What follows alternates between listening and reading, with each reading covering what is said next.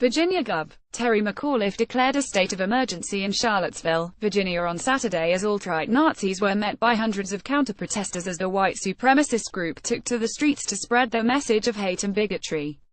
Governor McAuliffe has declared a state of emergency to aid state response to violence at alt-right rally in Charlottesville. Terry McAuliffe for governor for August 12, 2017. According to the New York Times, by 11:35 a.m., the police had retreated, the barricades came down and street fights broke out. People were seen clubbing one another in the streets. Pepper spray filled the air as the police attempted to contain the situation.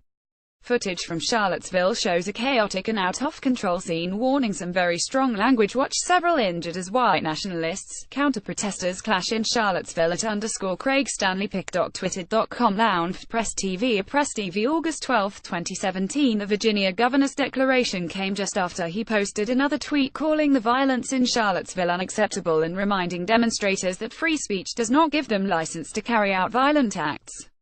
The acts and rhetoric in Charlottesville over past 24 hours are unacceptable, must stop. A right to speech is not a right to violence. Terry McAuliffe for governor for August 12, 2017. The New York Times reported that several people had been injured, including a University of Virginia police officer, adding that it's unclear if the injuries were serious. As Jason Easley of Politica Sousa wrote earlier, the alt-right demonstrators didn't hesitate at all in carrying out acts of violence against those who are standing against racism and bigotry.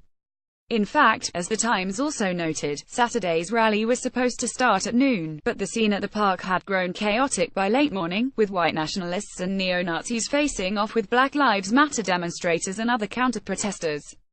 The violence, spurred by the alt-right rally on Saturday, is the latest proof that white supremacist organizations will never be able to win a war of ideas, so they desperately resort to violence against those who stand up to their hate.